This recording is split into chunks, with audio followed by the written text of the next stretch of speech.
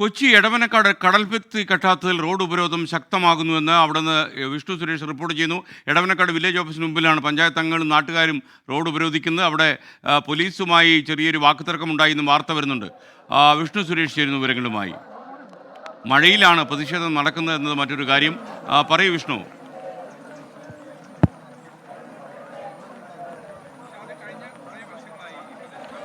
SKN പ്രതിഷേധം കനക്കുകയാണ്. ഒരു തരത്തിലും പിന്നോട്ടില്ല എന്ന നിലപാടിൽ തന്നെയാണ് സമരക്കാർ. നിലവിൽ റോഡിൽ അടുപ്പ് കൂട്ടിയാണ് പ്രതിഷേധം തുടരുന്നത്. ഒരല്പസമയം മുമ്പ് പോലീസുമായ ഒരു വാക്കേറ്റമുണ്ടായിരുന്നു. പോലീസ് ഈ അടുപ്പ് കൂട്ടി പ്രതിഷേധം തടയാനുള്ളൊരു ശ്രമം നടത്തി. പക്ഷേ തങ്ങൾ അതിൽ നിന്ന് പിന്നോട്ടില്ല എന്നുള്ള നിലപാടിലാണ് സമരക്കാർ ഉള്ളത്. അവരുടെ ആവശ്യം നിയമസഭ നടക്കുന്ന സമയമാണ്. അതുകൊണ്ട് ഇടവനക്കാട്ടെ ഈ പ്രതിസന്ധി നിയമസഭയിൽ ചർച്ച ചെയ്യണം. അതോടൊപ്പം തന്നെ കടൽ ഭിത്തി കെട്ടുന്ന കാര്യം നിയമസഭയിൽ സർക്കാർ പ്രഖ്യാപിക്കണം.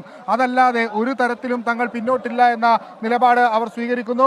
ഈ കഴിഞ്ഞ മണിക്കൂറുകൾ ഏകദേശം 2 മണിക്കൂറായി സമരം ആരംഭിച്ചിട്ട് ഒരു തരത്തിലും ഈ ജനപ്രതിനിധികളോ അതല്ല എങ്കിൽ കളക്ടറോ ബന്ധപ്പെട്ട അധികൃതരോ ആരും തന്നെ ഈ സമരക്കാരെ കേൾക്കാൻ ഇങ്ങോട്ടേക്ക് എത്തിയിട്ടില്ല എന്നുള്ളതും അതിദാരുണമായ സംഭവമാണ്. എത്രയും പെട്ടെന്ന് ആരെങ്കിലും എത്താതെ സമരത്തിൽ നിന്ന് പിന്നോട്ടില്ല എന്ന നിലപാട് അവർ വ്യക്തമാക്കുന്നു.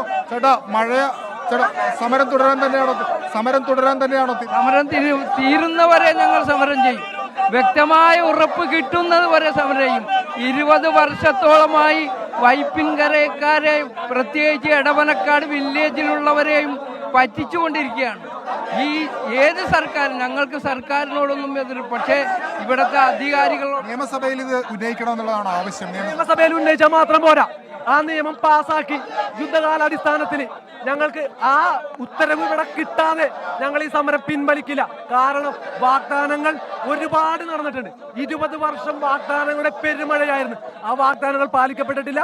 ആ വാഗ്ദാനങ്ങൾ പാലിക്കപ്പെടാത്തത് കൊണ്ടാണ് ഈ തീരദേശ ജനത ഇന്ന് ഈ കൊടുമഴയത്ത് ഈ തീരദേശ ഹൈവേയിൽ കുത്തിരിക്കേണ്ട അവസ്ഥ വന്നത്. അതുകൊണ്ട് നിയമസഭയിൽ നിയമം പാസാക്കി കഴിഞ്ഞാൽ 6 മാസത്തിനുള്ളിൽ യുദ്ധകാലാടിസ്ഥാനത്തിൽ ഈ പുലിമുട്ടോടുകൂടി ഈ 2.5 കിലോമീറ്റർ കടൽ ഭിത്തി പുനർനിർമ്മിക്കുക.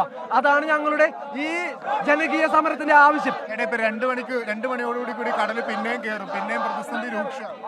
സമരം ശക്തമായി തന്നെ പോകണം. കാരണം 2004 സുനാമി വന്ന് 2024 20 വർഷമായി. 20 വർഷമായിട്ടാണ് ഞങ്ങൾ ഇത് അനുഭവിച്ചുകൊണ്ടിരിക്കുകയാണ്. കടലിലെ മക്കള് കേരളത്തിന്റെ സൈന്യമാണെന്ന് പറഞ്ഞ സർക്കാർ ഇവിടെ 20 വർഷക്കാലമായിട്ട് ഞങ്ങൾ ഒന്ന് തിരിഞ്ഞു പോലും നോക്കുന്നില്ല. ശക്തമായിട്ടുള്ള കടൽക്ഷോഭം കൊണ്ട് 7 ദിവസത്തോളം വീടുകളിൽ വെള്ളം കയറി കിടക്കണം. സമരം ശക്തമാകും. ഞങ്ങൾക്കിന്ന് ഇതിന്റെ ആനുകൂല്യം കിട്ടാണ്ട് ഞങ്ങൾ മാറില്ല. സംഭവം SKN ഒരു തരത്തിലും പിന്നോട്ടില്ല എന്ന നിലപാടിലാണ് സമരക്കാർ. ഏറ്റവും സങ്കടകരമായ കാര്യം സർക്കാരോ അല്ലെങ്കിൽ ജനപ്രതിനിധികളോ കളക്ടറോ ADMO RDO ആരും തന്നെ ഈ സമരക്കാരെ തിരിഞ്ഞു നോക്കാൻ തയ്യാറായിട്ടില്ല ഈ നിമിഷം വരെ എന്നുള്ളതാണ്. ആരെങ്കിലും എത്തിയ ഒരു ഉറപ്പ് എന്ന് പറഞ്ഞാൽ സാധാരണഗതിയിൽ പറയുന്ന പോലെ ഒരു ഉറപ്പല്ല. വാഗ്ദാനം പൂർണ്ണമായും പാലിക്കപ്പെടുന്നത് വരെ അല്ലെങ്കിൽ അത്തരത്തിലൊരു ഉറപ്പ് ലഭിക്കുന്നത് വരെ സമരം തുടരും. കനത്ത മഴയാണ്. നേരത്തെ റോഡിൽ കുത്തിയിരുന്ന് സമരം നടത്തിയെങ്കിൽ ഇപ്പോൾ ഒരു പന്തൽ ഉയർത്തിക്കൊണ്ട് പ്രതിഷേധം കടുപ്പിക്കുകയാണ് ജനകീയ സമരസമിതിയുടെ നേതൃത്വത്തിൽ. 2 മണിയോടുകൂടി വീണ്ടും കടൽ കയറാനുള്ള സാധ്യതയുണ്ട്.